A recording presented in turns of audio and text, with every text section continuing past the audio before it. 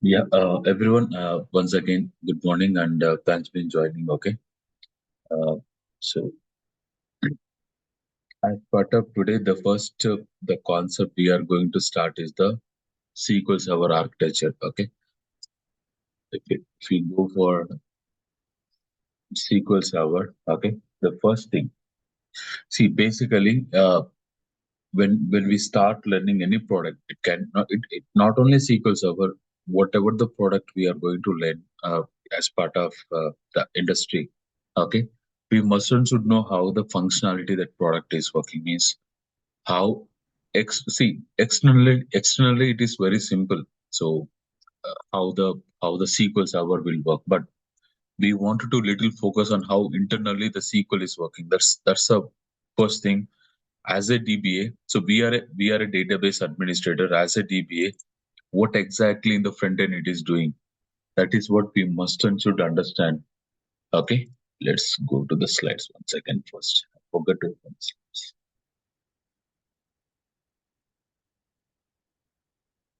Yeah. See, last three sessions, okay, we haven't touched any technical part. We just discussed what how the real world is working. Okay, as part of the day one, the first session. Okay, today what we are going to learn is, so first we will start with the architecture. Okay, we everyone must and should know how SQL Server internally working, externally working. Externally it is very easy to understand, but internally how it is working means what kind of things we can do. Not only you, so see, you are the not you are just we are just service provider. Being we are a DBS, we are a service providers. So what exactly backend it is doing? Multiple application people will connect, the multiple operations they can perform. So how it is receiving, how it is processing, how it is sending response, that is what we want to understand. Okay, that's first our focus is how SQL Server internally, externally it is working. Okay, if you understand that one, we are too good. Whatever the concept we are going to discuss in the future sessions, without understanding the architecture, it's very difficult to even we go for the concepts which Microsoft release for every version to version. What we can do in the SQL Server. Okay, so that is the reason. First, as a DBA, we need to start how the architecture is working. What are the components are available? What are the services are available? Okay, so how the architecture is working means, especially what are the components are available, and how the architecture is working. Very important is what are the components, what are the services Microsoft is offering, what are the components are available, what are the services are available, and what is internally is happening. So this is what our first 10 days focus. Okay, and how to install the SQL Server. Not only this product, how to install. So how to install the SQL product. So these are all the very important. This is the core component of SQL Server. First, our main focus will be the core part. Then we will go and start the discussing one by one concepts which Microsoft is released. Which Microsoft is released. Is it clear, everyone? Yes, no? Yes. Everyone what happened? Yes. One second. Yes. You were asking something? No, sir. Fine. Yeah. Please continue. Okay. So first, yeah, that's what our main focus. Okay. As a DBA, we must and should understand how SQL Server internally it is working, how SQL Server externally it is working. Externally, it's very simple, but internally. So, for example, okay, I'm just still getting a little confused, Subbu. Can you just explain a little bit more? So, for example, when you install any product, okay, when you install any product, not only SQL Server. For example, I am just installing Java, .NET, C++, or SQL, Oracle, PostgreSQL. So you are installing any number of products in the market. We are having thousands of products. In the thousands of product, We are learning SQL Server Database Administrator. Okay, it's a Microsoft product, and we are learning as a DBA. As a DBA means we are a service providers. We are service providers. As a DBA, we must and should understand about that component. What is our component? SQL Server is our component. So first, for example, I already installed engine, a database engine in my laptop. Okay, I can access it. First, let's see. So first, this is our tool. SSMS is our tool where Microsoft provided to connect to our engine. To connect to our engine, SSMS is the one of the tool. It's very simple. Just we need to go to the Google and you can just search for SQL Server Management Studio and you can click on next, next, next. That's it. It will install the product. Okay, it is a tool, a client tool, which where Microsoft provided. Okay, to connect to the engine, SQL Server, especially. Like if you go for Oracle, you have the Toad, you have SQL Plus. If you go for MySQL, there is a tool called Workbench. If you go for PostgreSQL, there is a tool called PZadmin. So each database management system is having their own tools to access the engine, to access our engine, respect to engine. Like say, if I want to access SQL, I am using SQL Server Management Studio. Is it clear? First point, everyone. Yes. Yes, yes. Okay, everyone respond. If you're not understanding, I can repeat a number of times. Okay, try to first understand. In my laptop, I already installed a product called SQL Server. Okay, now I want to access that product. Now, how you can access that product? Using a tool. Every provider, they are providing a tools. Like I told you, right? Toad for Oracle, SQL Plus for Oracle, Workbench for MySQL, PZadmin or DB Ever for PostgreSQL. So every engine, they are providing a different tools. Like say, being we are learning Microsoft, so Microsoft is also provided one tool called SQL Server Management Studio. This is only one tool, Subbu, or is there any way where I can connect? Yes, we are having different tools as well. Okay, so you can use SQL CMD from command line. If you want to, I don't want to use graphical user interface, I can go for command line. Yes, we can go for command line, or you can use the graphical user interface. Or there is one more tool where we wanted to learn more. That is nothing but Data Studio. Okay, so we are having different tools. As of now, our focus today is the SSMS. Just okay. Now I'm connecting to. No worries about first time who are seeing this SQL Server. I'm just connecting because in my laptop I am already having one instance. Okay, I'm having one instance, so I'm just connecting. Now I connected to the engine, to the SQL. Okay, see, when I'm connecting also, I am using the engine, database engine. This is the core component. As I discussed previous sessions, we are having analysis service, reporting service, integration service. Let's focus our database engine, not this service. This is we will support, okay, but our main agenda is database engine. So first let's connect to the database engine. Okay, now I can connect. When you expand, there are multiple databases we are having. Now see, for example, I wanted to read a table.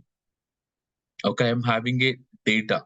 Okay, so I can read the table. Like for example, you want to pull the your bank statement, credit card statement, electricity bill is nothing but reading the data. Data is already available. You are just reading the data. So I'm just reading a data. Select star from sales dot sales order pick, for example. Okay, when I run this query, now it started executing. See, now you are able to see some data.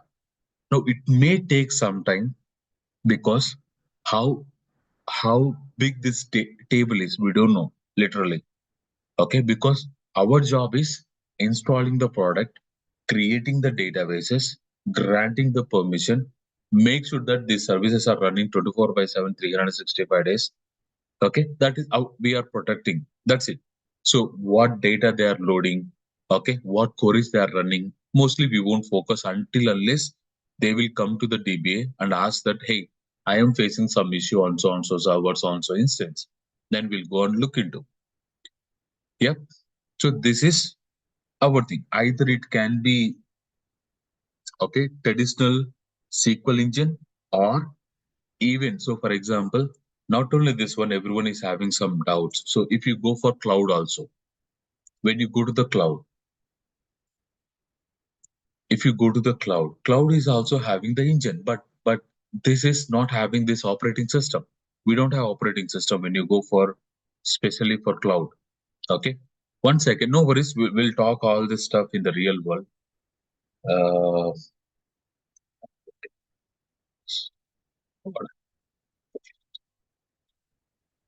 one second. What is IP address? What is my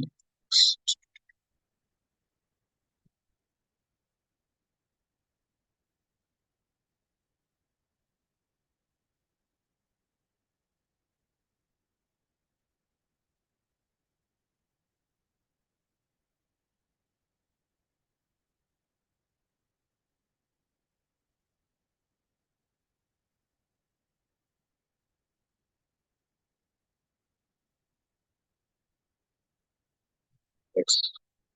Okay.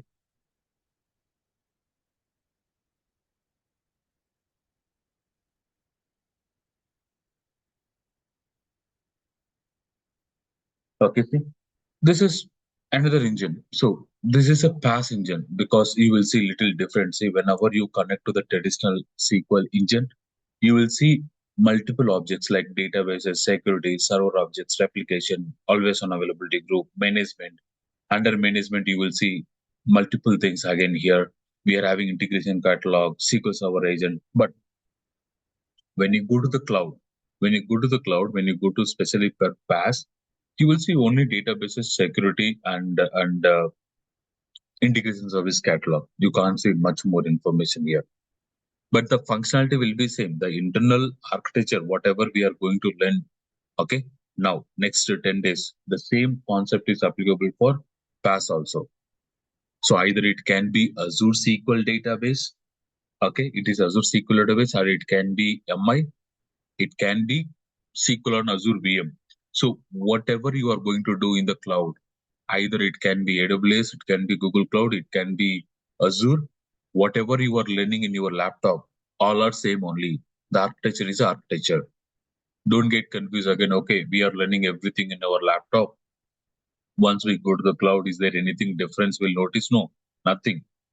Okay, internal algorithm is how the SQL is working. Okay, how the SQL engine is working is a common wherever you deploy it. Wherever you deploy, either it can be AWS, it can be Azure, it can be Google Cloud, it can be your laptop, it can be VMs. It can be VMs. When you spin the SQL, okay, underlying architecture is the same. Yes, no, but don't compare that. Okay, here we are seeing different objects now. Here we are seeing only 2 to 3 objects now.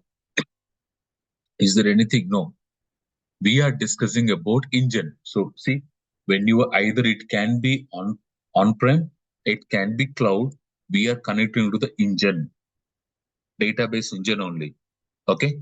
So there is nothing when you especially go for architecture level. Is it a common? This is the first point. So as a database administrator, we wanted to know how this engine is working in the background. How this engine is working in the background. See, I just perform select star from sales order big. Okay. Now being it's almost 5 minutes. Still my query is running because this query contains massive of data, like almost uh, 10 to 15 billion records it contains, I think so. That's the reason it is taking long time. Now it's taking long time because this table contains massive data. In real world, in your laptop, you will see your database sizes are little smaller because you are not loading anything, nothing is there. But in real world, you will see the terabytes of data. Your database sizes are terabytes, 7 terabytes, 8 terabytes, 10 terabytes, 15 terabytes, 20 terabytes, 30 terabytes. Now, how you will handle those terabytes of data? So you are dealing with this services, with these databases. So we need to be so careful in terms of in real world. Yeah, got it, everyone? No, yes, Yes. everyone understood what we are learning first 10 days. This Uh, component. Yes, yes, Okay. yes. Yeah, we understand. Yes, thank you. So we are learning this component because without understanding this component, how the functionality is waste of our time, because whatever we are discussing in the future sessions, first we need to understand how this component is working. Now see, for example, let's cancel it. We'll take a lot of, oh, done, it's done. It's almost took 5 minutes, 10 seconds and retrieved almost, oh my God, 5 billion. Okay, okay, okay. Yeah, almost 5 billion records it retrieved. So it took lot of time for us because it depends on our resources as well. Means how much of CPU is available in our laptop, how much of memory, what is the storage type. Everything matters when you are trying to retrieving the data. Now let's focus on our architecture first. So when you before I directly jump into the architecture, okay, before I directly jump into the architecture, let's understand again, just brief now. I don't take much time. So when you go to the SQL, so we are having a number of services. That's what we discussed. Okay, last sessions also, reporting services, reporting services, analysis services. Okay, integration services, and one is the engine, database engine. This is our core component, and these are also very important where we need to support. And along with the management tools, means SSMS, Data Studio, how to install SSMS, how to install Data Studio, how to try to connect. This is also very important for us. Along with this one, this is development tools. For this, they may request us to install Visual Studio. Okay, you must also know how to install the Visual Studio. Some people we will contact to the Windows team. Some people will contact to the Windows team. Sometimes they may ask us to install. Okay, so we must should know how to install the Visual Studio and how to install the data tools, especially for integration service, reporting services, analysis services. We may also need to know how to install the data tools. So one is Visual Studio, one is the data tools. These are the two tools we must and should know how to install. Okay, and we will hand out to the respective team, and they know how to use those tools. As a DBA, we must and should install data tools. We must and should install Visual Studio, and we want to install the data studio, and we want to install the SSMS, all this stuff. Okay, so how this, what are the services been getting when you are installing your product, and what are the external tools we want to install? As a DBA, we must know. That's what I just wanted to convey. No worries, we'll discuss all in the one by one slowly. This is our first day, okay?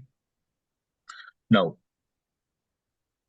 first, let's start SQL Server architecture, okay? So as part of SQL Server architecture, basically, SQL Server will follows client and server architecture. In simple, for your understanding, very simple understanding, SQL Server will follows client server architecture. What do you mean by client server?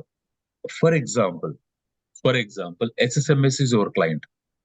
Okay, SSMS is your client, and you are accessing a server. This is a server. For example, this is a product. This server. How you are accessing the server means either you can connect from any client and you can access the server, and for loading the data, for seeing the data, for updating, for modifying anything. SSMS is one client. Like say Power BI. So Power BI is also one client for us. Okay. I'm not sure how many people knows about Power BI, all this stuff. This is also one client. Okay, Power BI is also one client. So I want to connect to the SQL engine.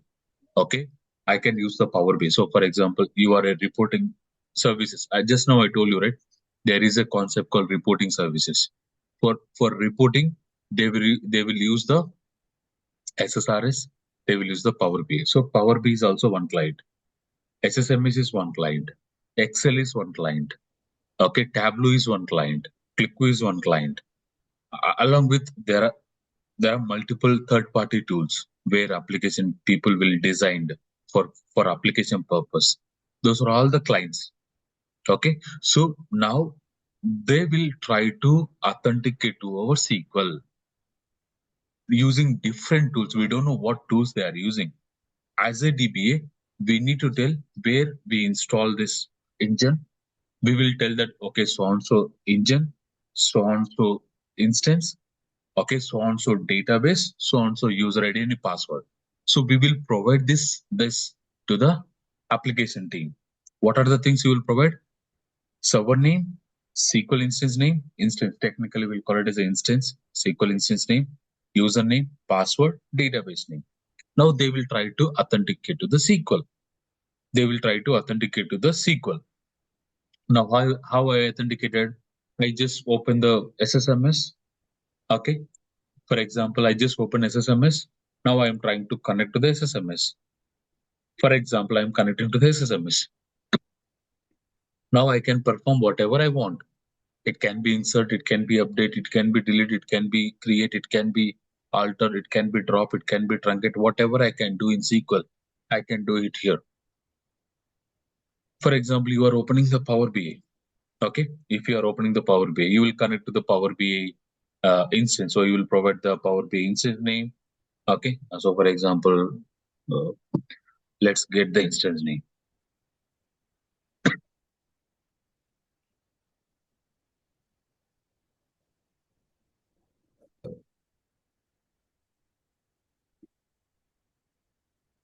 Let's connect this.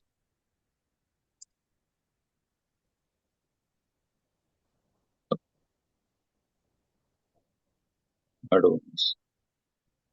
Okay, let's okay.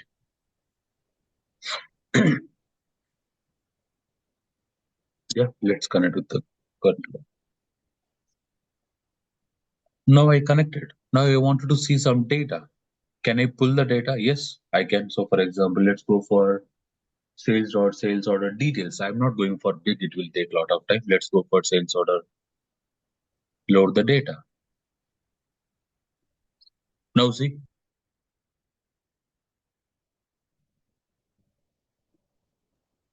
now I establish the connection. Now I can perform many things. I can use the okay multiple charts to display the data. Power BI is for visualization tools, sir. Very important. Okay, if time permits, I may take one session on Power BI as well. So Power BI is a visualization tool. So whatever the data I pulled, now I can visual the data and I can display to the customer. I can visual the data. I can provide to the customer. So to understand more, everyone we must and should know what sort of data is available, how we want to display the data. That is application headache. You no need to worry. As a DBA, you need to provide the connection string. So what is the instance name? Means what is where the SQL is running, on which server SQL is running, is SQL instance name, database name, user ID, password. Then they will take it the connection string. They will take it the connection string. Now you connected via Power BI, you connected via SSMS, and you can use any third-party tools as well. Now once I connect to the SQL, now he can do whatever he want. We are not authorized. We should not tell that, okay, you should not do that one. You should not do this one. We are protecting. How you are going to protect? By granting the permission. So I will grant the permission to the respective users. So what is what is requesting? What sort of permission he want? I will grant him. So beyond that, he can't do anything because we are restricting. So we can't allow them. Everyone, hey, connect to this instance and do whatever you want. No, in real world, it's not only SQL, any database management system. Okay, we will restrict the users. Means they can do only what they want. Beyond that, no. That is a one thing. Now you understand everyone what is client, what is server. Everyone clear? Server is your instance, SQL. A client can be XSMS, it can be Power BI, it can be Excel, it can be Tableau, it can be any other, sir. Okay. Now you are trying to authenticate to the SQL. How you are going to try to authenticate SQL? Being we are a DBS, we will provide the connection string. We will provide, hey, where we install SQL, what database we created for them, what permissions we created. We will provide all the details. Yeah. Now, so that's what first I wanted to convey to everyone. Okay. SQL Server follows client server architecture. SQL Server will follows client server architecture. Client can be any, server is nothing but your SQL. Now, see, here end user send a request and SQL Server accept the process, the shade the results with the user. From the front end, it is very easy. See, I just open SSMS, I just connecting to the SQL, and I'm just performing a select statement. Now I'm able to see the data. But if you go for, I can able to see the data very quickly. But in the background, it is doing many things to fulfill this requirement. In the background, it is doing many things. That's what our main focus. See, this seems very simple process from the front end. However, 1 second, sir.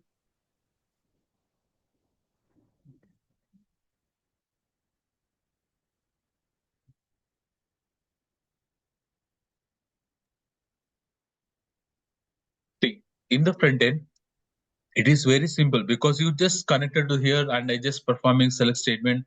I am retrieving the data. And you are thinking that, okay, SQL is nothing but I need to connect. I need to open something and I need to perform certain things. I can able to see the data. No.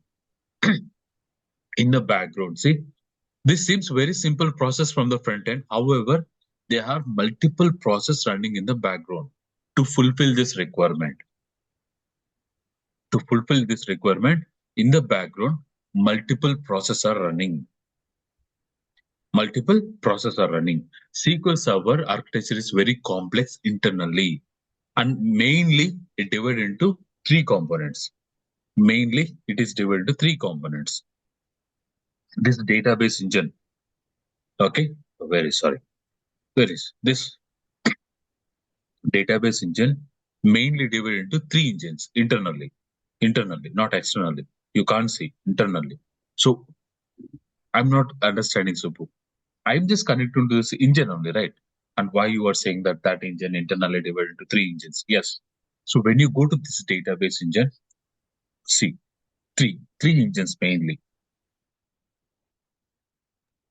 One is relational engine. One is storage engine. One is relational engine. One is storage engine. And finally, one more is SQL OS engine. So three engines are working together as a unit. And technically, we are saying that as a database engine, which we are seeing in the front end. In the front end, first, what is front end, Subbu? Whatever you are seeing is a front end. Whatever you can't see, that is a backend process. So backend, there are three engines. One is relational engine, one is storage engine, one is SQL OS engine. Okay, three engines are working background to fulfill your request. Front end, very easy, sir. But background is very important. Backend is very important.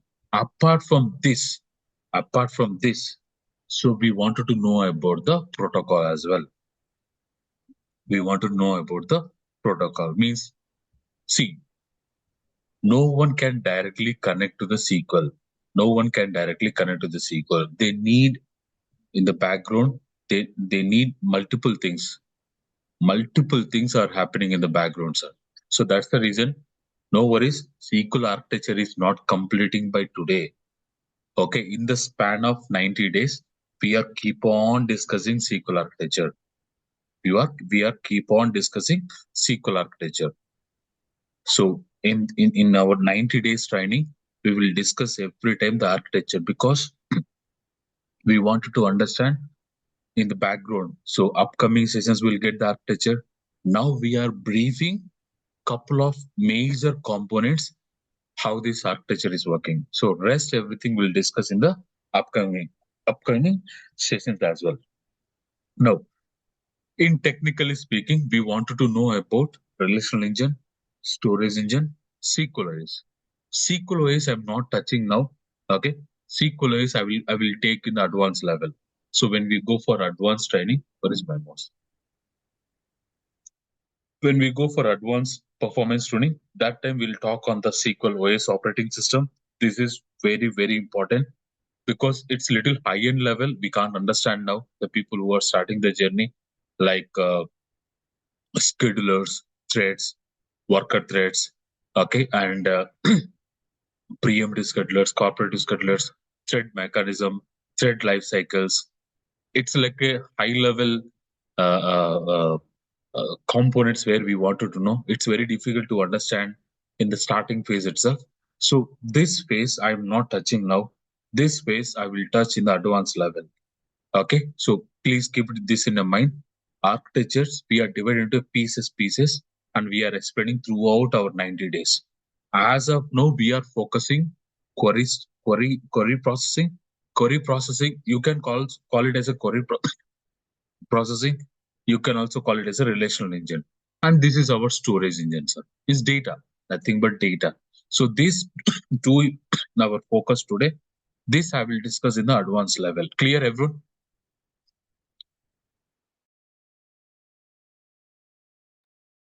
Yeah. Yeah, it's clear. Okay. Now, one more layer. Yeah. Yes. One more layer. Our focus is protocol layer. So, okay. These three our main focus. Okay. Today and tomorrow, our first focus will be these three. This no worries, sir. The people who are already having experience on SQL Server. Hey, Subbu is not discussing about SQL OS because I felt okay. This is not a right time to discuss here. This is the right time when we are discussing advanced tuning because I will try to compare with the CPU. So when we are discussing CPU troubleshooting, that time I will focus on the SQL OS. Okay, let's back to our slide first. So I told you right in the front end it is very easy, but in the background it is running multiple things. See, when we go here, there are multiple processor running like a parser, optimizer, okay, query executor. There are lock managers, buffer managers, file managers, okay, and there are any number of things are running in the background. Okay, unfortunately, if you go for Oracle, if you go for Oracle architecture diagram, okay, see how detailed diagram you will see here. So almost how Oracle architecture is working, almost SQL architecture is also working that much. But in terms of okay documentation, architecture documentation, I love the Oracle. See, because they mention in a detailed manner every component, what exactly it is doing. They mention clearly here. But unfortunately, if you go for SQL Server, okay, you will see a lightweight diagram. Okay, that's the problem. Maybe Microsoft need to take and care that one, like how they mentioned for Oracle architecture diagram. Maybe Microsoft also decide to make that kind of so that you can understand little easier because what kind of algorithm background Oracle or PostgreSQL or other database management systems are working. SQL is also see all the database management systems are same. Okay, so maybe he can enhance a little more the architecture. So don't get different. Okay, let's go for each and every component what exactly they are doing and you can understand easily. So Yeah, hi, yes. Gracious. Yeah, so just one query. So, on the Oracle side, if you will observe every blog or, maybe from the Oracle we are getting the consistent architect diagram. On the SQL side, I observed like, probably when we go on the different blocks, everywhere it's get differ somewhere, it's not consistent. I Yeah, mean, that's what. Yes, right. That's what I am saying in the starting itself. Okay. right. Unfortunately, I'm not sure why Microsoft is not concentrate to designing the architecture diagram, because as a DBS, okay, not only SQL, as a DBS, first our main focus should be architectures, because Right. how our product is working in the internally, not external. External is very simple, sir. How a product is working in the background. That is what architecture will learn us. When you go to the architecture, we will learn how internally our SQL is processing. Maybe that's the one thing. The Yeah. documentation wise, it is good. If you go for Microsoft documentation, it is fantastic. We will get lots of information, but diagram wise, it's very weak. Yeah. So, I mean, all this diagram, I believe, is not available on actually Microsoft site, right? It's always Yes, from some other. Okay. yes. Yeah. Okay. That's the thing I wanted to just highlight in the starting phase itself. Don't think that okay, SQL architecture is a very simple. No, it's a very complex background. They are running multiple things. So that's the reason I told you, right? I can't discuss everything in starting phase. Let's go for advanced level as well. Okay. So where I will again talk on the advanced level more. In this components also very important. Now I am just briefing this component. Okay, like for example, when you go to the relational engine, okay, I am just briefing now. Hey, come on.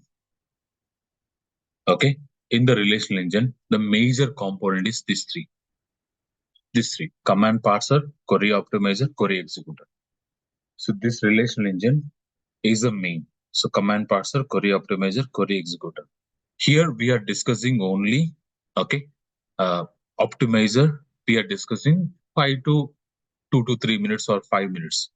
But again, when you go for advanced level, I will talk more on this only, because this is the main heart for your database engine. This is the main heart for your entire database engine. This is very important component. We wanted to focus more on this one, because it is the one thing where it is preparing the plan for us. So no worries. Uh, just understand high level concept, how each component is working, what is their functionality. We will talk in depth when we are discussing advanced level. Each concept will talk more on the advanced level, so that you can understand how internally it is working. Now you know how external it is working, because we are discussing, okay, optimizer means that one, this one, so you can understand easily. But when you go for internal, we wanted to know more about query optimizer, more about the plan cache, data cache, logs. These are all very important. All components are very important. Okay, slowly we will make you to digest all the components in depth. Okay, so whole 90 days is very important, not first 2 days. Okay, architecture is done. Again, Subbu won't discuss architecture. No, it's wrong. Again, I will come back in the advanced level, because multiple components I want to show you deep dive in the practical, not theoretical. This is very important. These are very important. We want to get more knowledge, because how to see how much data is in the cache, how to see how many plans are in the cache, what plan it generated, what you mean by plan, how this optimizer is preparing the plan, based on what optimizer is preparing the plan, how we can try to tell to optimizer to prepare the best plan. So all are very important, this stuff, where we are going to discuss in the advanced level. Is it clear? Yes. No. Yes. Now, without any time waste, let's go for architecture now. Okay. I hope you understand. When you see SQL Server architecture in the Google, okay, you will find different of images, but almost all the images are similar only. See, when you go for this image, you will see, okay, command parser, executor, optimizer. Here you will see the buffer manager, data cache, log cache. Here you will see it. Now, when you go for this diagram, also you will see the same thing. So when you go for most of the images, okay, whatever you can find in the Google, almost all are the similar only. But what we need to understand, okay, in the database engine, we want to focus three. One is relational engine, storage engine, SQL OS. Because SQL OS is very important. Why it is very important means your database engine and your operating system are talking with the help of SQL OS only. Your database engine and your operating system, where you are going to build. Okay, either you are going to build the Linux, either you are going to build the Windows. Who is talking with your operating system? Who is talking with your kernel? SQL OS is the processor who is going to interact with your operating system to get the resources like CPU, memory, IO, all this stuff. Now, who is getting the all your resources? SQL OS. So SQL OS is also very important when we are learning SQL OS architecture. Along with these two, this is also very important. Don't think that okay, most of the diagram it is showing relational engine, storage engine. Okay, means these are the only two components where we wanted to focus. Of course, these are the main two components, but there is one more layer. Whole this, there is one more layer. Whole this, there is one more layer.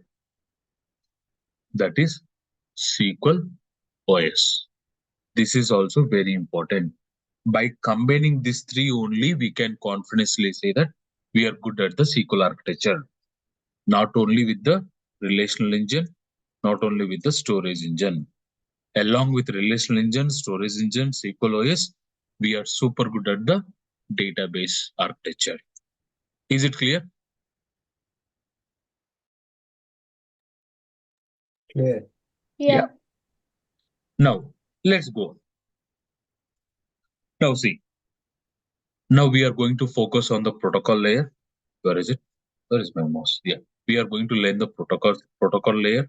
We are going to learn the relational engine, storage engine, and we'll see SQL OS at the advanced level. For example, take end user. Either it can be SSMS or it can be Power BI. Power BI. It can be Excel. It can be some other third-party tools. Whatever it can be. Okay. Now end user is sending request. See, throughout the global, we are going to perform. Okay, we are going to perform majorly 4 operations. Forget about SQL, sir. Forget about SQL. Okay, whatever you throughout the global will majorly perform 4 operations. What are the 4 operations? See, take a bank. Everyone knows about the bank. Don't tell that I don't know about the bank. Okay, if you go to the respective bank and you will request them, hey, I need to open an account. First, they need to create your account. They need to create your account. Okay. Next, you are trying to insert the data. Once you create an account, then you will load some amount. That is nothing but inserting data. Once you insert, okay, now for example, you are switching. Currently, you got a job in Hyderabad. Assume, for example, currently you got a job in Dallas. Now you wanted to move to the Houston. I wanted to move to different location in anywhere, sir. Anywhere I wanted to move. Now I will go to the bank and I will ask, hey, can you please update my address? Now, once you are performing updates, data is already available. Now you are updating your data. It can be mobile number, it can be your email address, it can be your address, it can be something. You are updating. First, you created your record. Now you are loading the data. You are updating the details along with I am deleting my account. I don't want my account. I just delete my account. Okay, I can perform delete and I want to see the data. Select statement. Select, seeing nothing but like electricity bill, water bill, credit card bill. Okay, whatever you are seeing, that is nothing but select statement. So throughout the global, mostly we are going to perform these 5 operations. Correct? Agree? Not agree? Yes, right? So these are the only 5 things we are performing. So our first focus will be the select statement. Okay. Today our main focus will be select. Means whenever user wants to read the data, how engine is working internally. That's what our first focus. Next, whenever you are loading the data, it can be create, it can be insert, it can be update, it can be delete, it can be any number of things. When you are modifying, these are all modifying. When you are modifying the data, how engine will work internally. So our main focus will be two. One is reading the data, one is modifying the data. One is reading the data, one is modifying the data, so that you will be strong in the background. Okay, whenever I'm reading the data, this is how my engine is working. When I'm writing the data, this is how my engine is reacting for us.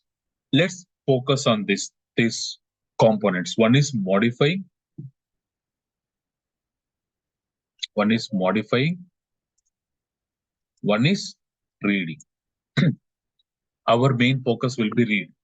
Our main focus is read. Read is nothing but select statement. In SQL Server, we'll call it as a select statement. Even when you go for Oracle, MySQL, PostgreSQL, select is nothing but data retrieval. Data is already available. You are just reading the data. So now our focus will be reads. Now see, for example, now end user will wants to read the data. So already there is a data. Now I want to read the data. How the connection is established means first it will go to the operating system where your SQL is installed, where your product is installed, First it will authenticate to the operating system via network. Everything is via network. Okay, it will try to interact with the network and it will try to first connect to the operating system. Okay, now from the operating system, okay, using TCP/IP protocol, using TDX packages, it will authenticate to the SQL. Now we wanted to first understand this one. Okay, what I'm still getting confused. What is the TDS? What is the TCP/IP? What is SNI? Okay, SQL Server Network Interface. It's a network interface. Okay, what is this, Subbu? First, before I talk on this one. That's what I told you, right? In the diagram itself, first our main focus is a protocol. Then I will focus on the database engine. In the database engine, I will focus on the relational engine, storage engine. First, let's focus on the protocol. Means if you want to authenticate to the SQL, if you wanted to connect to the SQL, so first via protocols only it is trying to authenticate. It is trying to authenticate via networks, that is nothing but protocols. So what are the things are available in SQL specially? Let's focus on that first. Okay, see, network protocol. The first our focus will be network protocol. Technically, you can also call it as a SQL Server Network Interface. SQL Server Network Interface. So SQL Server Network Interface is a network protocol layer to connect to the database engine, DB engine. If I want to connect to the database engine, network protocols are very important, placing a crucial role. SQL Server supports 3 types of protocols. One is shared memory, one is named pipes, one is TCP/IP. We are having 3 protocols. And earlier, like olden days, we are having one more protocol called VIA. There are 4 protocols earlier, but one is already duplicated, sir. You no need to worry. Let's focus only on these 3. Okay, shared memory, named pipes, TCP/IP. Via any one of this protocol, you are going to authenticate to the database engine. Is it clear? Is it clear, everyone? Either it can be SSMS, it can be Excel, it can be Power BI, it can be Tableau, it can be any third-party tool. If you want to authenticate to the SQL, either any one of this protocol, you are going to authenticate to the SQL. Is it clear? No? Yes? Yes. Yeah. Sir. Yes. Yeah. Yes. You are asking question? No. Okay. Yeah. Thank you. Now, see how it is means. So, for example, take, sir. Step by step, we will write a note. So step one, for example, step one. So you assume this is your client, okay?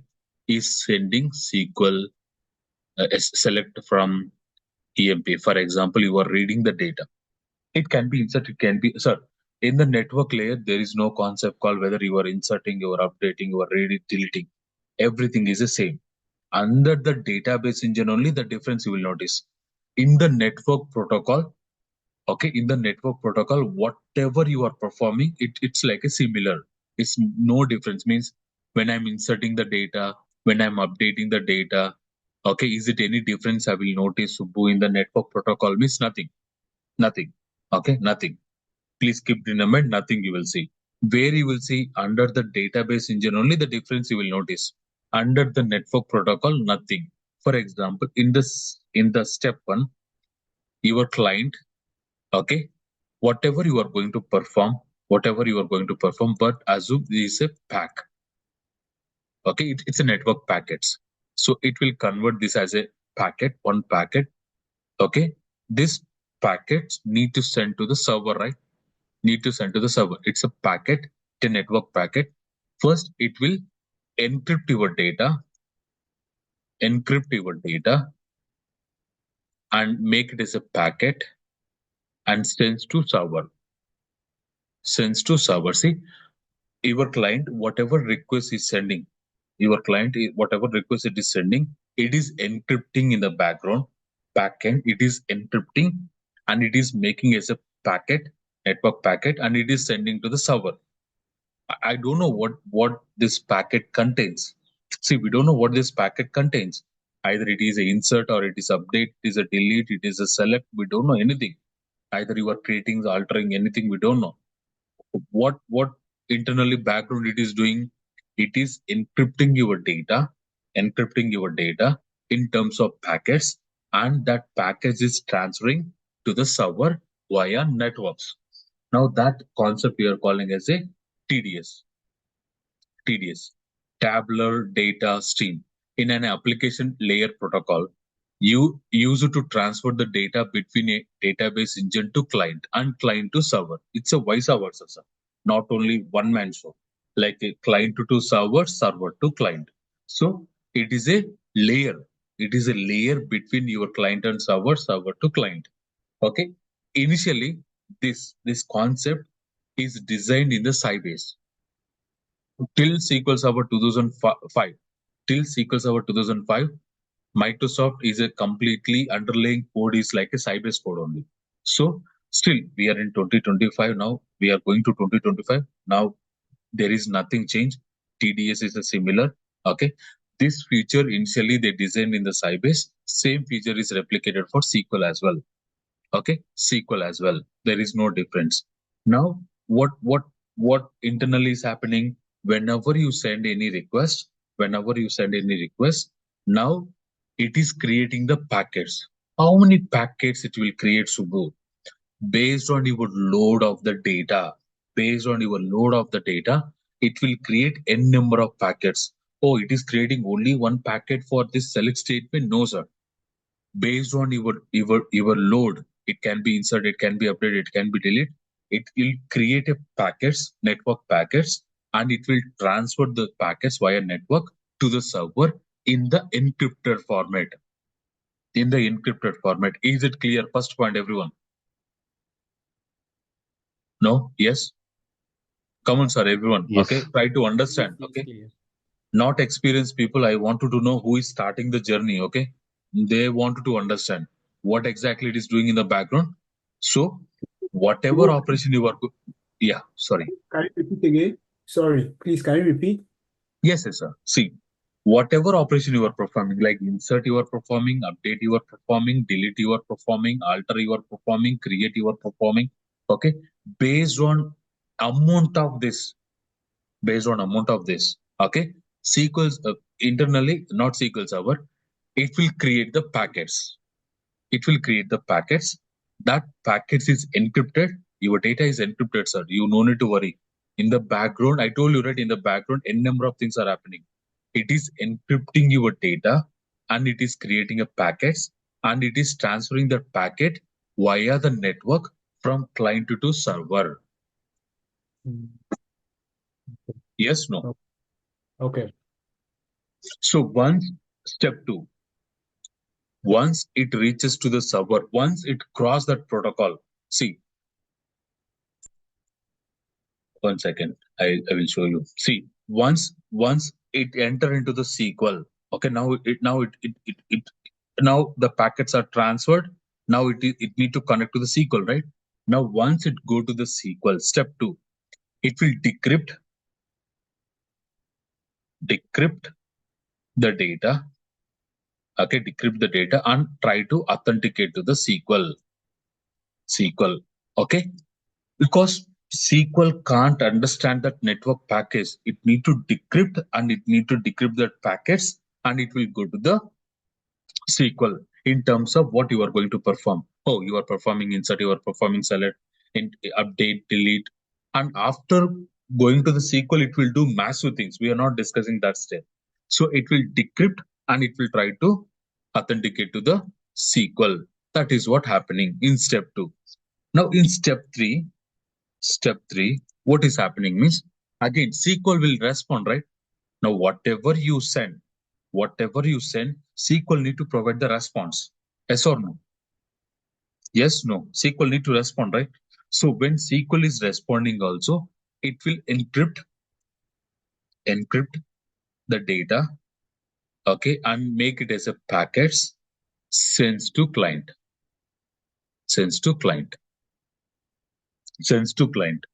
It will encrypt the data, make it as a packet, and sends to client. Where in the step 3, in the step 4, okay, your client in the client side decrypt it, okay, decrypt, and finally they can see the data.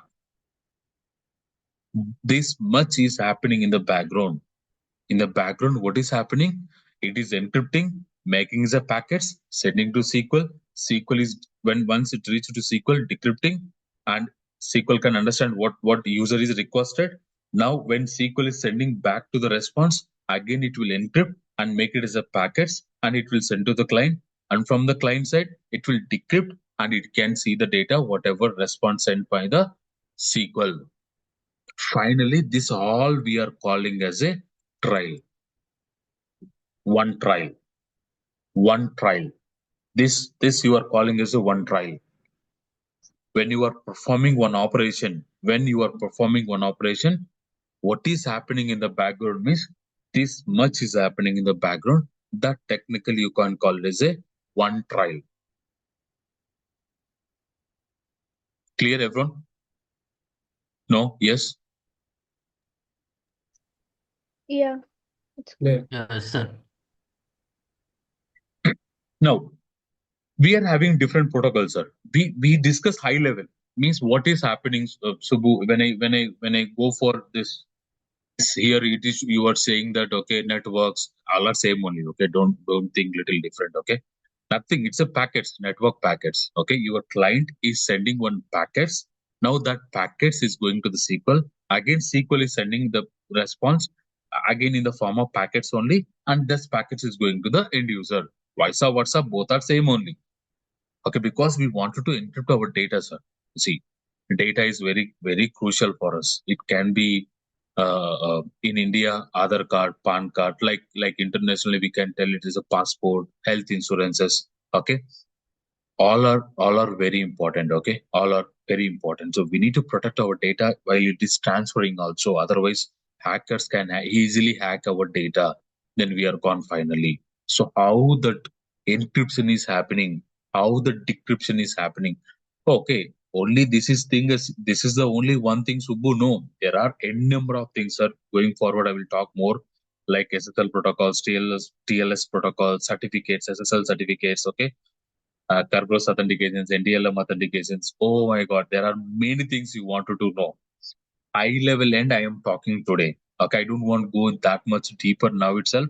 I will talk more on the advanced level. Okay, today itself, the architecture is not completed. And the high level point of view, how that packets are moving, is it clear? First, it is encrypting. Yes. Okay. Yeah, I wanted to ask, when the packet reaches SQL Server, does SQL send it to the query optimizer? Is the query yes. optimizer involved in the process? No, once it reaches to the SQL Server, first it will go to the query processor because this is our relational engine. Here there is no data. I will talk this part, okay? You Okay. understand up to here first, everyone? Yes, My yes. my thing is first this one. Next I will go for this. Next I will go for this. Then you will become strong. Okay. Yes, yes, Wilson. Yeah, thanks for the details. Very nice. If you on the configuration manager here, can you show like a demo? What about Yes, I if will show you. I will we show. the I will show. we disable TCP/IP? So what's going to be the effect on SQL? Is it going to be able to encrypt or decrypt? What about the share memory if you enable or the disable? No, I we will just want to know discuss. the. So No, no, why no, did no. name pipe disable? Okay, go ahead. Thank you. Yeah, I will discuss. Okay, I just Oh, you went okay? to what is that package. Okay, again, sir. In the day one, this is our day one, right? I am saying to everyone, okay, you are having a number of questions. The people who are already having good experience on SQL or you are having questions, okay, bear for 10 days. You need to bear with me 10 days, okay. Core Thank you. part Yes. we are going to discuss 10 days. It's not a 1 day, 2 day where I can tell everything. Okay, that's it. Then I can go for SQL. I can blah. No, 10 sessions we are discussing core components only. Core components of SQL. Now see how much we want to know first core. Okay, so definitely we'll discuss a lot. Now we know high level. We understand high level. Okay, when our client is sending requests, it is encrypting and it is making as a packets, and that package is going to the SQL. Now SQL is decrypting, and now SQL is can get what sort of request application team receive. Now what SQL will do? SQL will process the query, and again SQL sending response to the client. While it is sending response to the client, okay, it will encrypt again and it will make it as a packets and it will transfer to the client. Now once it is done, now once it reaches to the client will decrypt the data and he can see from the packets what is the response received from the SQL. This whole process we are calling as a trial, one trial. This whole process we are calling as a trial.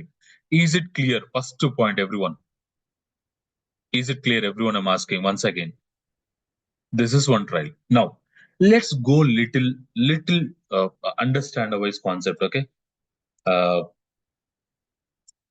now see, in SQL Server, we are having three protocols. Earlier, we are having one more protocol called VIA. Okay, let's first focus this one because this is already duplicated. You won't get a chance to work. No one will ask a question as well. Let's focus on this thing. For example, sir, this is my laptop. Assume this is your laptop, not my laptop. Sorry, this is your laptop.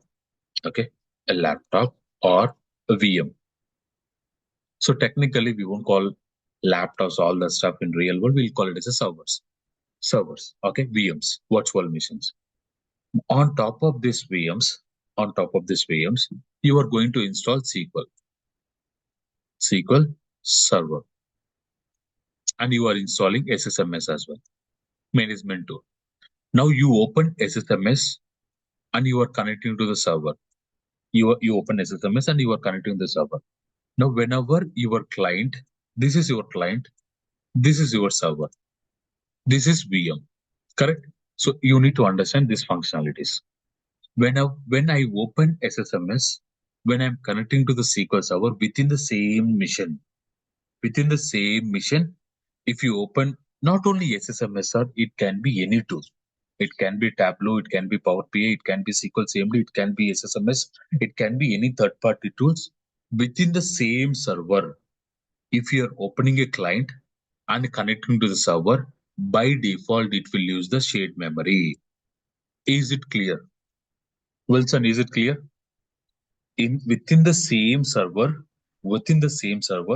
if you open any client tool, it can be SSMS, it can be Excel, it can be Power BI, it can be Tableau, it can be any third party tool, and you are trying to connect to the engine which is available in the same server, internally it will use, okay, shared memory.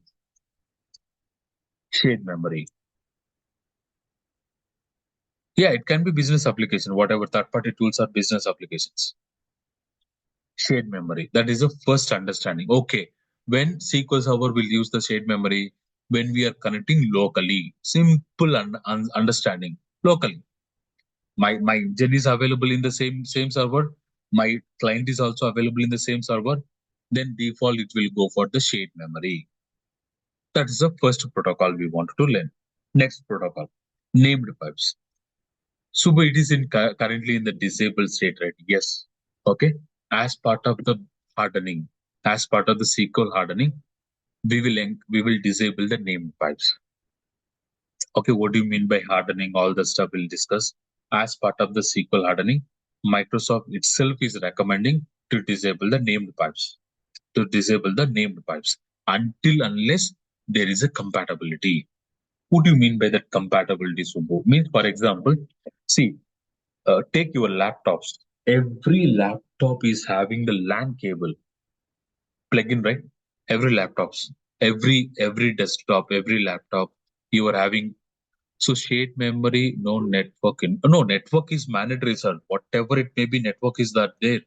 Okay, don't think network means internet connection. Don't think network means internet connection. Okay, why are any one of this protocol only it is interacting to the SQL server? Without this protocol, will SQL interact? No. Either you are connecting from locally, either you are connecting from remotely. Will SQL will interact? No. No. Either any one of the protocol is a mandatory. Any one of the protocol is mandatory. Please keep it that in mind. Very important. So, so when I will go for named pipes means everyone knows about the LAN cable, right? So when your client and server, okay, server interacting via LAN cable, then we will enable named pipes. How I could know, Subbu, means you are not making the infrastructure basically. Who is going to taken care? Your application teams are. They know very well how they are going to interact, how they build the infrastructure.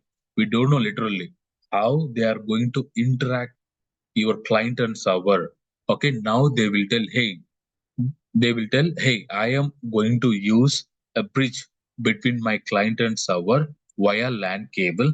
My client and server via LAN cable. Will you enable the named pipes? Will you enable the named pipes? Now we will enable the named pipes until unless there is really dependency. Until unless there is really application dependency, we won't enable named pipes. Okay, we won't enable named pipes. Sir. Rare case, very rare case, we will enable the named pipes. Very rare case, we will enable the named pipes. Got you, everyone? So when you will enable the named pipes, when your client and server is interacting via LAN cable, then we will enable the named pipes. Now I will show you practically, no problem. Okay, let's understand theoretical part. Named pipes. Otherwise, no. This is about the named pipes. Okay, this is about the shared memory. Means if your server and client are sitting in the same machine, you can go for the shared memory. If your client and server interacting via LAN, then you will go for the named pipes. Okay. Now finally, one protocol, widely used protocol is nothing but TCP/IP. One is the widely used protocol. Widely used protocol means this is your server. This is one VM. Assume this is one server. Okay, where you install SQL Server. Okay, and I want to. This is some other server. Assume you are having a number of servers. Sir.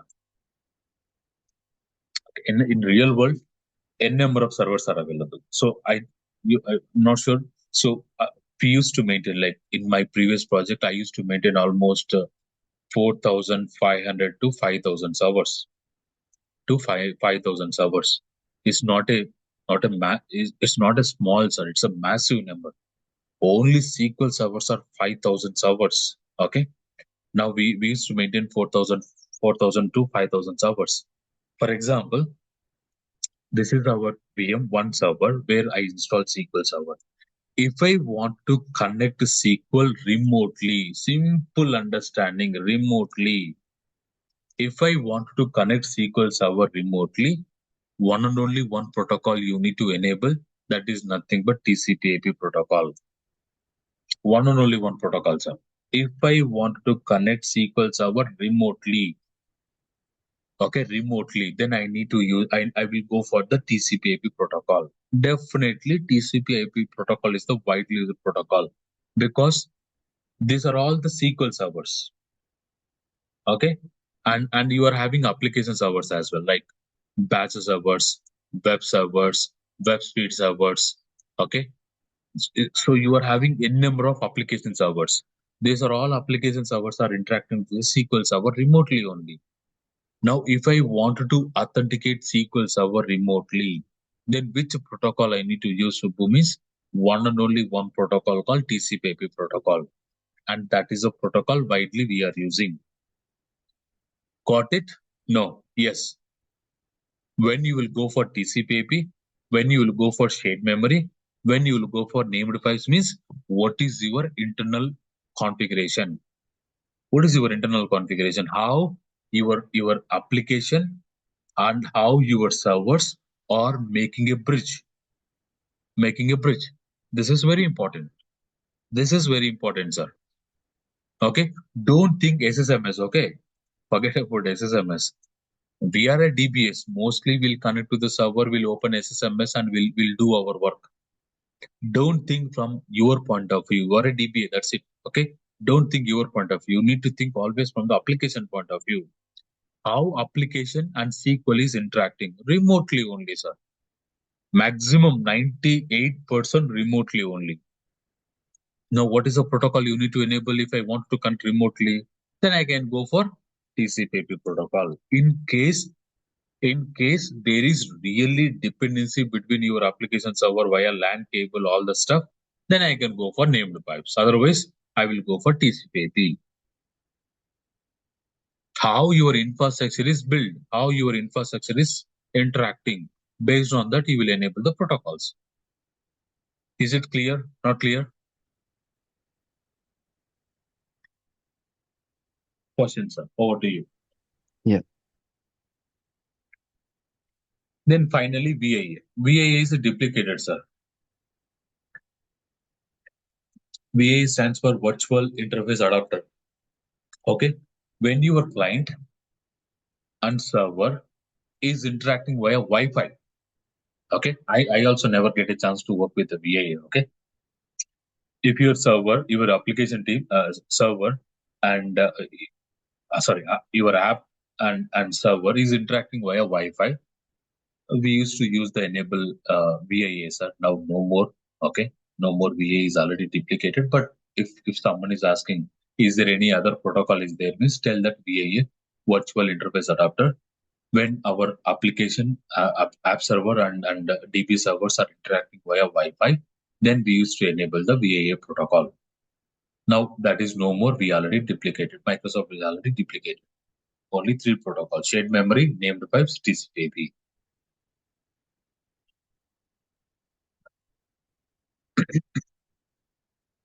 Questions? No. Yes. Understand. Not understand. Clear. Yeah. So this VIA, I mean, nowadays also, we are using this wireless connection, right? Like our laptop, they are on the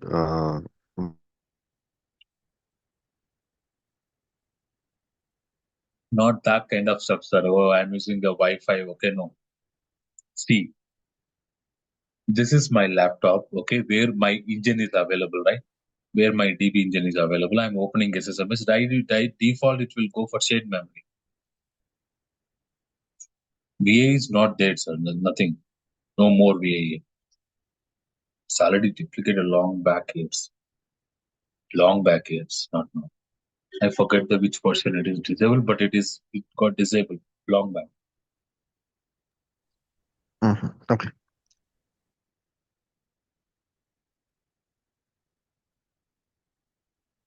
Any questions? No? Yes? This is the first phase we want to become strong. So now, okay, now see, uh, see when the end user sends a request, first it will connect to the operating system. Okay, now via once it connect to the operating system via networks, it is trying to connect to the SQL in the encrypted packets, and now it is decrypting. Okay, now it is decrypting decrypting the packages so that SQL can get to know what sort of request you are sending. Okay, let's discuss theoretical part today. Tomorrow I will talk more on the practical side. Okay, let's slowly we'll go. That's what I told you, right? 10 days we'll spend more time. Now, once it enter into the SQL, oh, okay. Before that, do you have any questions here? Anyone? One thing I wanted to tell: the default port number, okay, SQL Server is 1433. 1433 is the default port number. What is the default port number? 1433. Okay, that is a port for SQL Server TCP/IP. What is the TCP/IP port number? 1433. Okay, and SQL Server port number is also 1433, sir. That's what I told you, right? Widely used protocol is the TCP/IP protocol. Widely used protocol is the TCP/IP protocol. Is nothing but, okay, remotely, sir. Just make a note down, remotely. If you remember this terminology, you are good. If I want to connect SQL Server remotely, which is the protocol I'm using? TCP/IP protocol. Default it is going for TCP/IP protocol. And what is the port for TCP protocol? 1433. And is the default port for SQL Server also. Can I change this port number? Yes. Can I see this port number? Yes. Okay. Can I change? Yes. Can I see? Yes. Everything we will get to know, sir. That's what I will show you. Practical demo as well. Okay. That's what theoretical explanation. Yes. Eric. Yeah. A question regarding the default port for TCP/IP 1433. Is this something that we need to change when we set up our environments, or is it recommended to keep it It is the way one it of the is? best practice, Eric. Okay. Yes. I will encourage, not I, sir. Even Microsoft is encouraging, don't use the default port number, but still we are using default port numbers only. That's the Oh, problem. okay, I see. Yeah, exactly. Now, Okay, you thank see, you. hackers can know what is the default port for SQL Server. If they know the server name, they know the authentication details, we are gone, correct? Exactly. Exactly. So better, as per the best practice, always you should not go for the default ports. Okay. Okay. I will Thank you. talk more. Okay, let's discuss the theoretical part. Okay. First, let's go for theoretical part. Then tomorrow we'll spend more time on the practical part as well. Now, back to again, sir. Now we are good here. Up to this, we are great. Once it connect to the SQL, it is decrypting. Yeah, Wilson. Yes. Yeah, sorry about that. I think someone told me, when to use the port number 1433 and when not to use it. That if you're using a default instance, and we have default instance and name instance. That if you're using name instance, you have to use a customized port number. If you're using name instance, but if it is default, you can use 1433. I don't know if that is correct. No. It's not like that. Is okay. As a best practice, always see mostly 70 to 80% we will use the default instance in our real world environment. Rare case only we'll go for named instance. Rare case. Okay. Default port means see like 1433 5022. If you go for always on, there is a port called 5022. Okay, these are the default port numbers. Always you should not increase the default port numbers. Always we should go for some unique port number for entire your project. Okay, whole. So for example, I am maintaining here, where is my mouse? Like for example, I am maintaining 5,000 servers. Okay, all the 5,000 servers I will go for different port number, like 1985. I can go for different port number. I should not increase 1433. And each instance I need to go for different port number. No, let it be all are one client only. For one client you are supporting. Like for example, HSBC. Okay, this is my client. For this client, I'm going for one port number, one port. In case, if I'm having multiple instances in the same server, This is one server. Mostly in real world, sir, when I talk to in real world, one server, one instance will maintain. One server, one instance will maintain. So if you are, but we can't guarantee, right? One server, one instance. Okay, that is not our environment. You are already having one instance. That is nothing but, for example, default instance, and you are installing one more instance. In one server, can I use the same port number for two instances? No. Every instance must and should contains unique port number within the same server. Within the same server, every instance must and should contain the unique port number.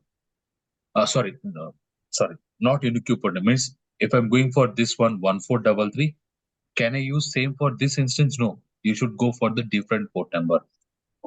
Different port. So until unless this is our configuration, okay, we will go for different port numbers. Okay. Otherwise, maximum I will go for a unique port number only.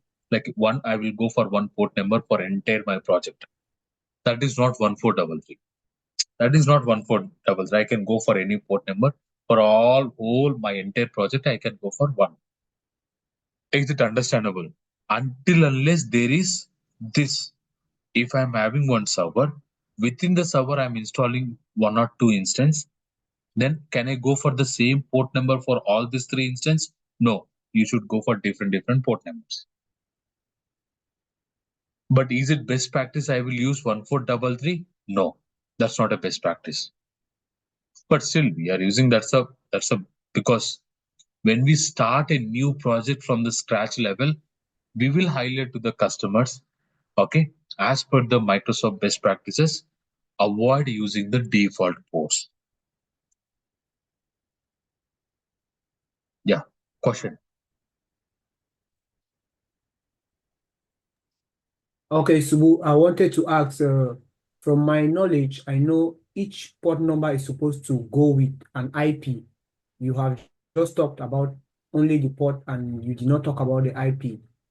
I Is will that talk, sir. something? Once I show this configuration manager, I will talk with IPs as well. As of that's what I told you, right? I am going high level. I'm not going deep dive now. I'm just going high level where you can understand first. Okay, what happening in the high level. When I show you, when I open the configuration manager, then I will show you what are the things you can do more than this. Okay? Okay, okay, thank you. Yeah, thank you. Sir. Good. Yeah, good, everyone. So that's what I'm expecting. Okay. Always you need to raise your voice. Okay, so that I can feel that you are understanding whatever I'm saying. We can correct in case if I'm wrong. We can correct here itself. There is nothing wrong, sir. To everyone I'm saying, there is nothing wrong. There is nothing right. We are learners. Okay. Either you, either me, either anyone. We are learners. Let's learn something new. Now, so everyone good at network layer, right? Any questions? Still any questions here? Yes. Okay, Subu, you talked about changing the default port, right? 1433. You said it's always good to change the default port, right? Yes. So I wanted to know, are you the one to choose the port to put, or is there a website where we are supposed to get the ports and change it to, or I don't know how it works if you want to change it. So if you wanted to change the port, Yes. see, What will you do? okay, let me get tomorrow one slide for you. Okay, you can understand easily. Okay, I will Okay. get tomorrow one slide. Okay. Yeah. Okay. Yes. Yes. Hi. Eric. Yeah. Yeah, sorry. Would you mind go back to the slide that you had previously? Yes. Okay. I just want to jump back on what Mr. Kato said regarding the ports and the IP addresses. I think Yes. once you have one server has one IP address. But depending on the instances that you have on that server, each instance will have the same IP address, but can be connected to a different port number. So it's not each port with its own IP address. It's one server, one IP, different No, instances. it's not. It's not like one server, one IP. Okay. See, the IP is little different because who wants to authenticate a SQL? See, Okay. this is your server. Okay, this is your server where you install SQL server. For example, DAL SQL 45. This is my SQL server. Okay. Now you are having Okay. app server like DAL app 95. This is your server. And one more server, Cal app, okay, 198. This is one more server. And you are having Okay. one more server called, okay, Val app, okay, 2, 1. So you are having three different applications. For example, which is pointing to this SQL server. I hope you are getting my point. You are Somehow, having yeah. one server, okay, where you install the server, nothing but SQL. You install a product called SQL. Okay, this Correct. is your server where you install a product. Now, authentications. Who is accessing this? This is very important, right? Simply, we can't install SQL server, right? Someone need to use it. Otherwise, why we need to pay? Why we need to pay so much license to the Microsoft? Many people are trying to connect. So, for example, this is home loan application server. Home loan application server. This is personal loan application server. This is okay health insurance server. Okay, insurance server. So here you are having home loan application, you are having personal loan application, you are having health insurance application. So these three servers wants to interact with the SQL server. Correct? How many servers? Each server is having its own IP address. Correct? Correct. Yes. Yes. Yes. Yes. Every server is having own IP address. Even take our laptop. Okay. Yes. Take our laptop. Even your laptop is also contain the IP address. IP Yes. config. I can say my IP address is this one. Okay. Right. Now three I servers wants to connect to the now. Now what are the server and their see by default we won't restrict at the IP level. Being we raise the question we are highlighting. Okay, we won't go for restricting at the IP address level port. We'll go for the default port number that is nothing but one port for TCP/IP. TCP/IP is nothing but remotely. These are all connecting remotely, right? Correct. We'll set one Yes. IP address, but I don't want to set one IP address for all this. I wanted to set the IP address for this mission separately. I wanted to set the come on here. I wanted to set a different port number for this IP. I wanted to set a different port number for this IP. I wanted to set a different port number for this IP. Is it possible? Yes, it is possible. Right. Yes, we can do it. Or I can go for commonly one port. Is it basically Yes. we'll do this one, but I don't want to do this. I want to do something different. Is it possible, Subbu? Yes, I mean to say. I will show you, sir. Is it clear, Eric? Yeah, that's it. That's what I was trying to see actually. Maybe I Okay. didn't express myself correctly. So as Yeah. you can see, the server there, the SQL Server instance, machine that you have, the VM where the SQL is installed on. Yes. So that machine will have one IP address, right? Yes. And then you have different servers that are trying to connect to that server, SQL Server machine, right? But home loan can connect to that SQL Server using that IP address, but a different port number. Yes. Different port That's number. exactly Yes. that's what I was trying to say. Yeah. Yep. So health insurance will connect to that SQL server using that same IP address by using maybe a different port number. Exactly. Right. That's exactly what I was trying to say. Yeah. Okay. Yeah. Thank you. Yeah. Thank you for well Yeah. explaining. Yeah. Everyone clear, sir? No? Still any questions? Everyone? Good? Yeah. Okay, we'll see. Practical, okay? Don't get tense, okay? Not just simply discussing the theoretical part, we'll go for practical part as well, okay? That time you will become strong. No worries on that part, okay? First, let's understand the concept. Watch the first time who are listening, sir. Again, I'm requesting the first time who are listening, watch multiple times, okay? Until you understand. You need to raise your voice. Now, let's back to our slide. See, now the packets are reached to the SQL. Now your packets are decrypted. Now first, what it will do, it will go to our database engine. It will go to our database engine. In the database engine, okay, our database engine, the main engine is our relational engine and storage engine. So first it will go to the relational engine, nothing but query processing, because in relational engine, there is no data. Please keep it in your mind. This is very important. In relational engine, there is no data. There is no data. So only your query is processing. Whatever your query is, it can be insert, it can be update, it can be delete, it can be select, whatever your query. So technically, sir, we are calling as a queries. Okay. Technically, we are calling as a queries. Whatever you are performing, technically we'll call it as a queries. Now it reaches to the database engine. Under the database engine, there is an engine called relational engine. First, it will go to the relational engine to process your query. Okay, what exactly that processing? See, these are all high level. These are all high level. Okay, these are all high level. You can understand, but SQL can't understand. Okay, you are performing select star from. So you are performing select star from sales order details.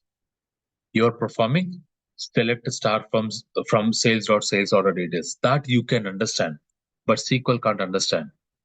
Always SQL Server can understand. Not only SQL Server, many technologies. This is high level language, which no technology can understand. Now, this high level language need to convert into low level language. Nothing but mission level language, which can understandable. Now, what is happening in the background means, first, once it enter into the SQL Server, first it will go to the command parser. This is very, very, very important. Very simple, very important. Okay, very simple but very important. The statement, whatever you perform, select star from sales order details. First, it will go to the command parser. To check the syntax. First, it will check the syntax. This is very, very important. First, it will check the syntax. Will the syntax is correct or not? If syntax is wrong, okay, then it will throw an error. Invalid parameter. Invalid. So you will get one warning. It will send a warning to the customer saying that invalid. Okay, incorrect, invalid, incorrect syntax, incorrect. So when you are writing anything, so you need to follow the instructions, means how the inserts are working, how the updates are, how the insert query, how the update query, how the select query. So you need to properly design. In case by mistakenly you added some parameters, all the stuff, it will throw an error. Okay, it will throw an error. Your command parser first to check the syntax error. Okay, once the syntax is perfect, then what it will do, in case your syntax is wrong, it will send the response to the customer. It will send response to the application team. Invalid, incorrect, all the stuff. Now, okay, for example, your syntax is a valid. Now, next what it will do means, now it will start. Okay, now internally it will compile all the stuff, sir. It will compile. Okay, first it will check the syntax. Now syntax is perfect. It will compile. Okay, it will compile. Now see, what do you mean by that compile? Now see what exactly it is doing. It is a high level language where SQL can't understand. You can understand, but SQL can't understand. Now what SQL will do? SQL will start preparing. SQL will start converting this high level language to low level language in the form of okay, query tree. It will start preparing the query tree. What do you mean by query tree means? what are the tables you are reading, what are the columns you are reading, what are the join conditions, means what sort of query it is. For example, sir, here I just written select star from sales order details. Simple, it is a select statement. But I can use order by, okay, I can use where class, I can use group by, group by, okay, group by. I can use having, okay. I can also use here the join conditions like sales, sorry, okay, sales dot, okay, sales dot id equal to, okay. I can use one more table. So for example, let's go for a different way. Okay, what are the one more table name? So let's bring one table, sir, to understand. Let's bring one query for your understanding. Sorry.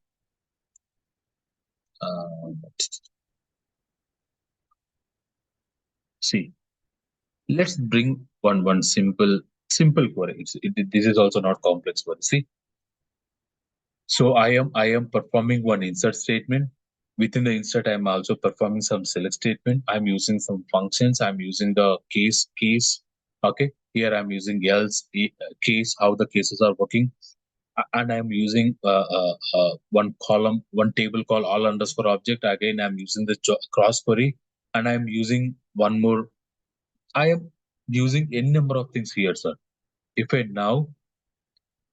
just estimate, come on here.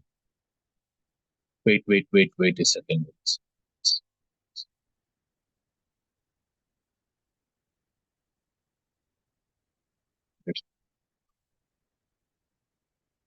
There is no table called index tab in my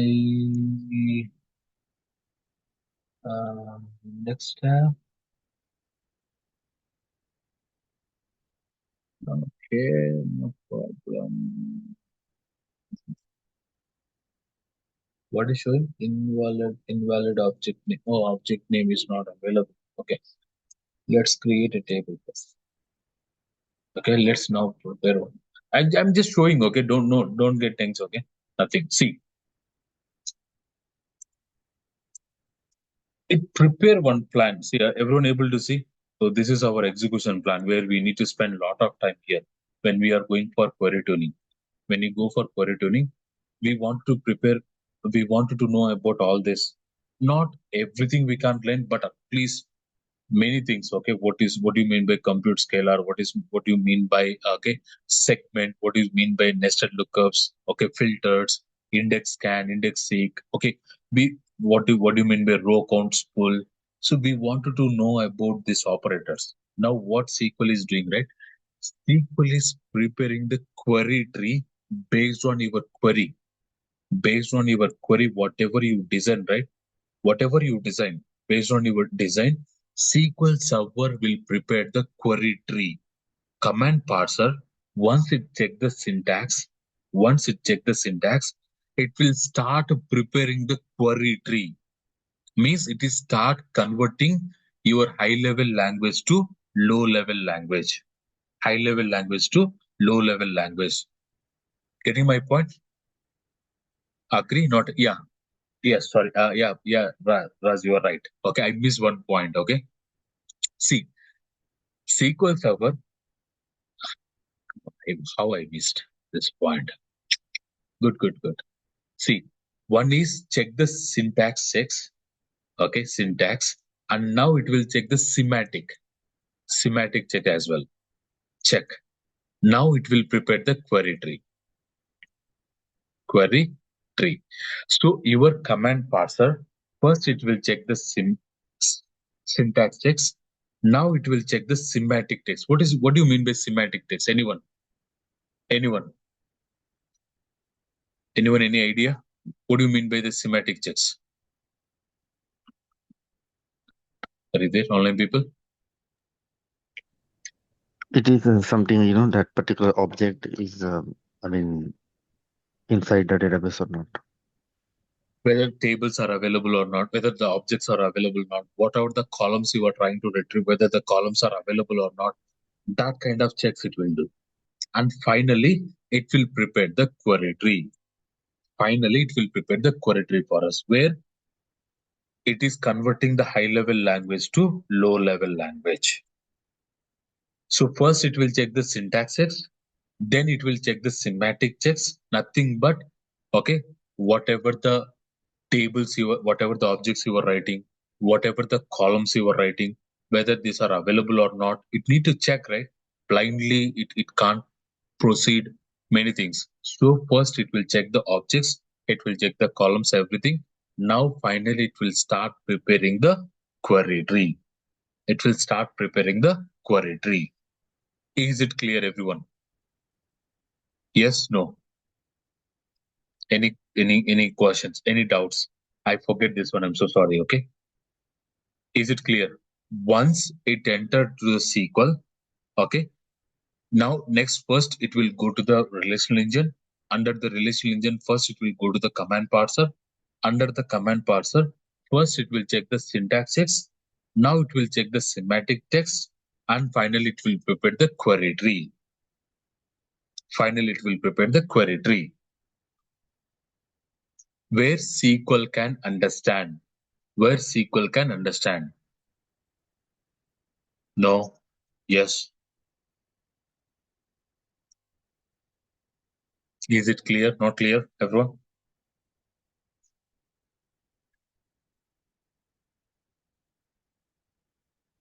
Once it enter into the SQL itself, the authentication is happened, right, Krish? Once. Okay. Yeah, Okay. once it is authenticating, okay, see, background authentication is something different, okay?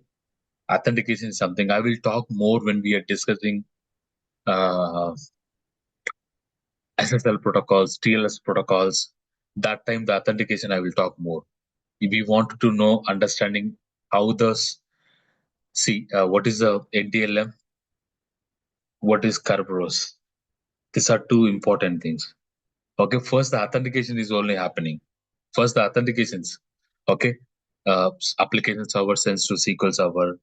Then it will go to the Active Directory. Okay, there are many things. I'm not talking anything authentication here. Okay, I will talk authentication more on the advanced level.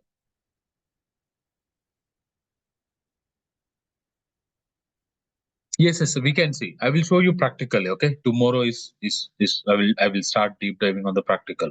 I will show the query tree. I will show the trail. Okay, how the network trails are happening. Tomorrow we'll talk. Let's understand theoretical part today. What command parser is doing? Command parser will check the syntax. Now it will prepare the. It will also check the semantic checks. Nothing but whether the tables are available, whether the objects are available, columns are available, whatever you design, right? Now it will start preparing the query tree. Once it start preparing the query tree, okay, for this query tree, any plan is available. Any plan. So there is a concept called plan. Okay, SQL Server will prepare the execution plan for your query. SQL Server will prepare a plan. What sort of plan? This sort of plan.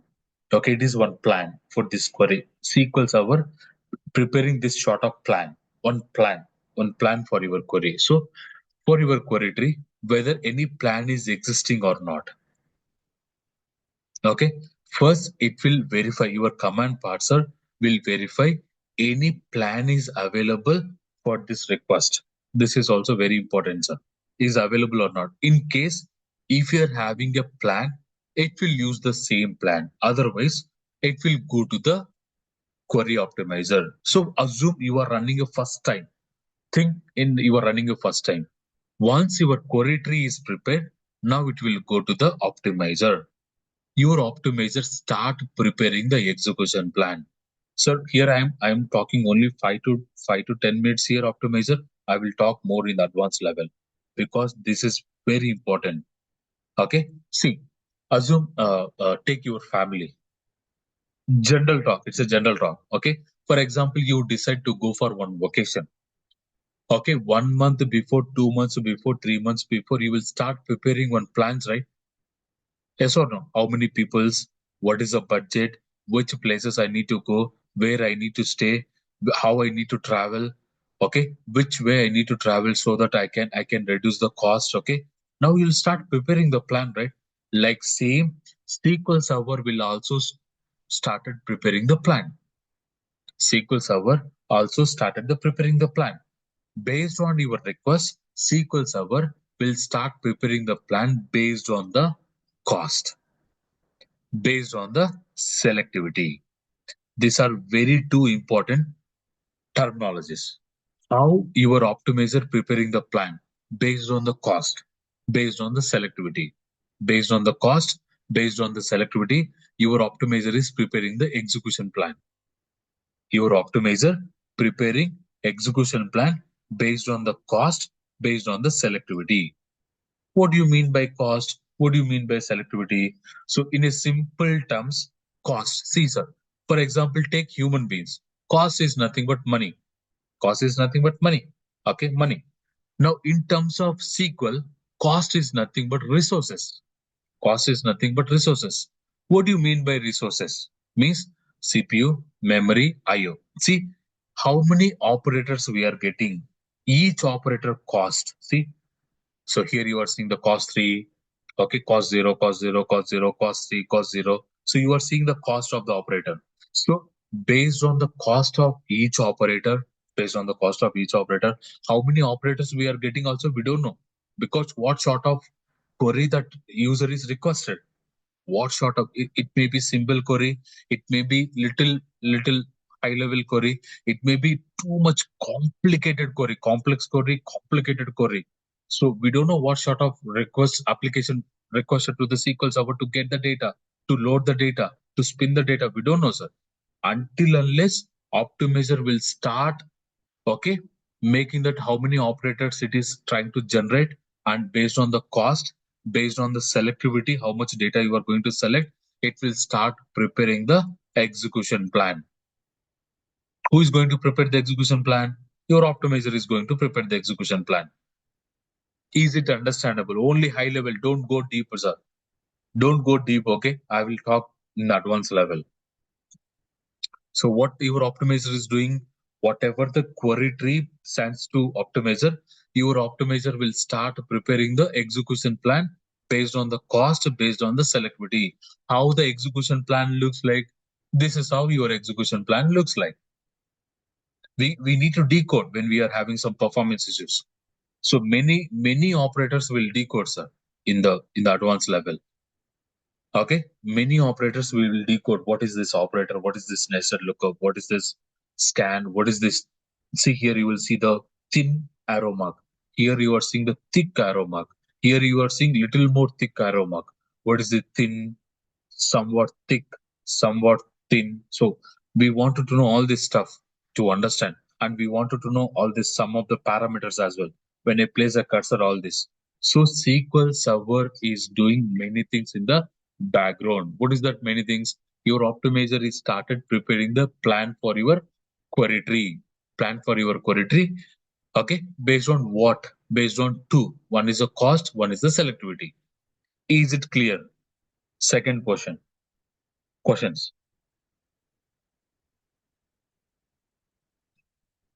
No? Yes? Everyone?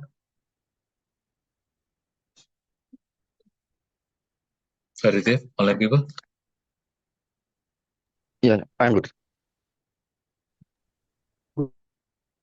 Good. Now, once it start prepare the execution plan, okay, once it prepared the execution plan, the plan will be, see, you also as a human being, what we will do, as a human being, we'll also try to prepare one or two plans. We won't stick with one plan, sir, because plan A fails, plan B fails, plan C. Like how our human beings also preparing, optimizer will also start preparing the plan, and it will try to pick one best plan, okay, and it will try to maximally try to pick the best plan, and the plan will send to the executor. Plan will go to the executor. Now executor will start executing that plan, but there is no data. There is no data. Currently, there is no data. So your executor need to execute that plan, whatever received. Now, once it start executing, there is no data because in the relational engine, there is no data, only query processing. It will just process your query. What and all process it is doing? First, it is checking the syntax. Next, it is checking the semantic and checking the plan is available. Oh, hey, sorry. My complete Zoom got disconnected. What happened?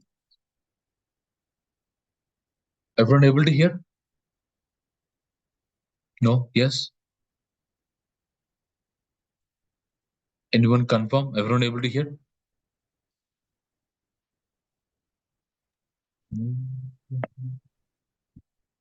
Come on. No? Yes? Someone? Come on here.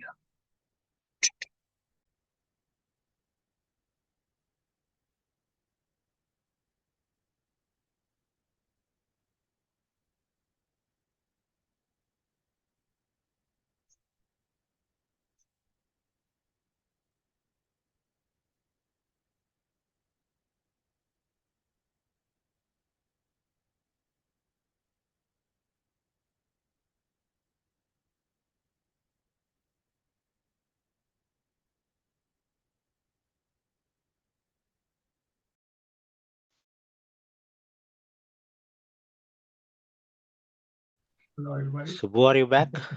Yes. No, I'm not sure. Not sure. Suddenly my Wi-Fi got disconnected.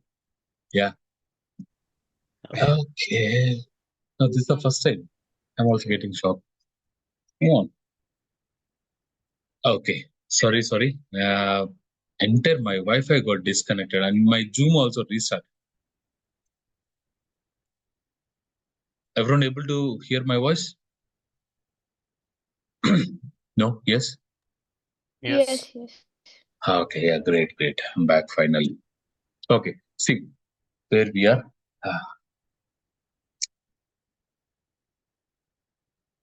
Okay, query executor. See, once optimizer start prepare a plan, now that plan will go to the executor. Same plan will store in the plan cache for future reference purpose. Okay. 1 second, sir. Hello.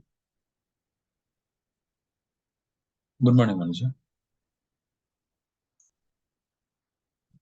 Okay, Manisha. Any implementation? Yeah. Any implementation ఉండే check చేసి Tracy నిన్న connect అవ్వలేదు లేట్గా అయింది నిన్న చూసాను chance but నేను అంటే కొద్దిగా ఒక 10 minutes ముందు నేను నార్మల్ కాల్ చేస్తాను మనిషి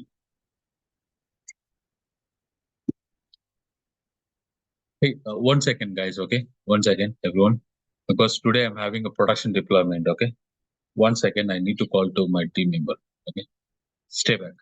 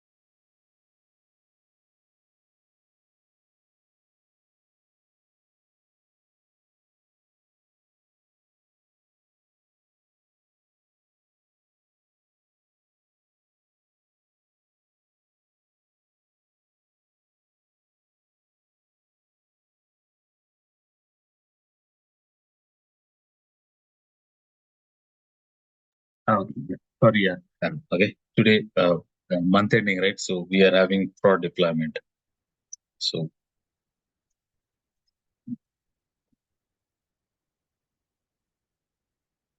where we are.